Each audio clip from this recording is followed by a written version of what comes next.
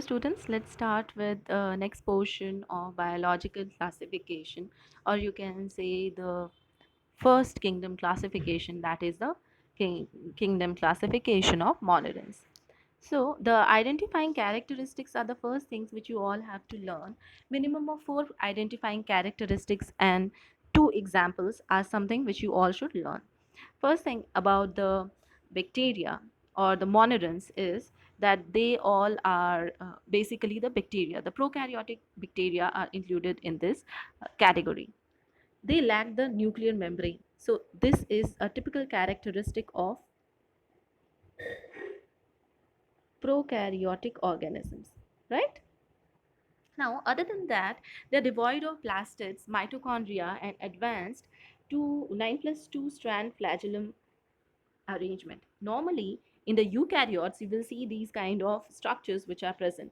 But in the case of monerans, these all structures are absent, like the plastids, mitochondria, and advanced 9 plus 2 strand arrangement. That is the meaning of prokaryotic, that, no, that the organisms, they lack the presence of other cell organelles. One cell is itself capable of performing all the functions.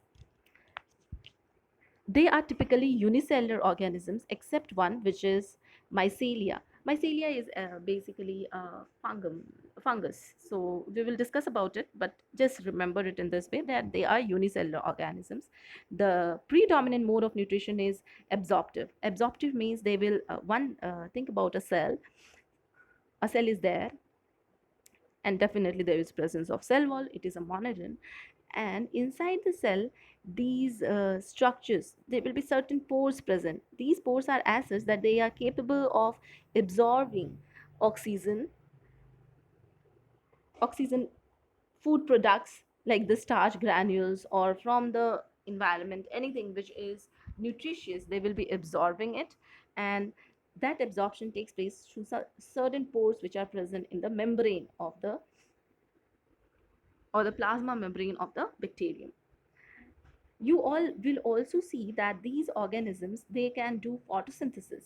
So photosynthesis and chemosynthetic mode of uh, nutrition can be seen in these organisms. Photosynthetic is the same. Blue green alga is an example of similar kind of organisms, and these organisms are capable of fixing carbon dioxide and forming starch from it. Chemosynthetic mode of nutrition is the one where certain sulfides are utilized in spite of you know water. I should say not water, but still the release, when oxygen is released, at the place of oxygen, sulfur dioxide is released. We'll study this in details. Okay, the chemosynthetic mode of nutrition. But still, right now you just remember that in spite of oxygen, sulfide is released. Budding or asexual reproduction is the only mode of reproduction seen in these organisms. These organisms have a rigid cell wall present, and they are microscopic. So now you must be thinking that why ma'am has written a few points at back and rest at the front. See, when the questions are asked about identifying characters, you must mention the most prominent characters or most prominent visible characters at first.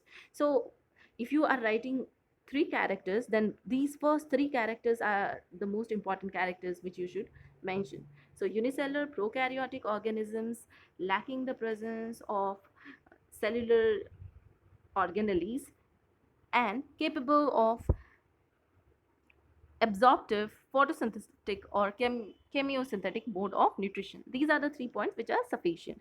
Bacteria and archaebacterium are the examples for monerans. Now, you all are aware, according to five kingdom classification, archaebacteria still remains as a part of bacteria. But the sixth kingdom classification, if you study that, archaebacterium becomes the another part.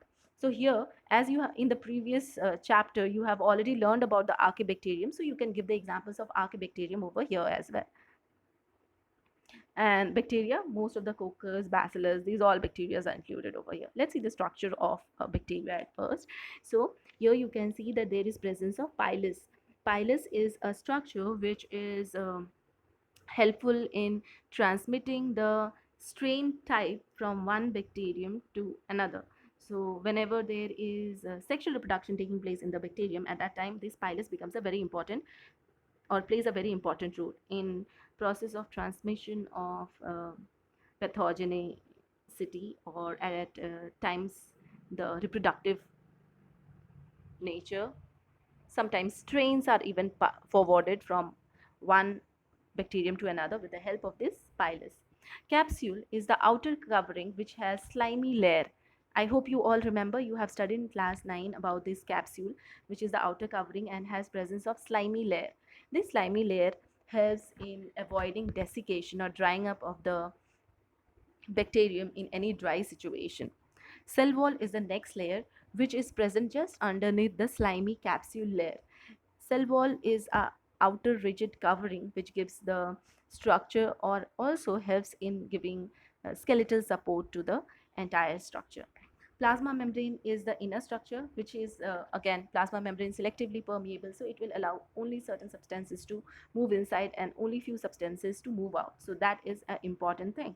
Cytoplasm is the inside content which has presence of starch granules at times.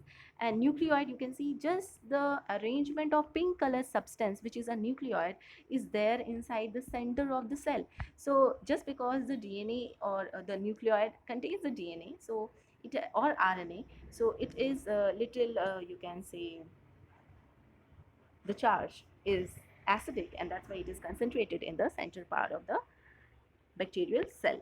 Ribosomes are the ones which are responsible for photosynthesis, and other than the ribosomes, not the photosynthesis, I'm so sorry, it is the protein synthesis. Ribosomes are important for protein synthesis.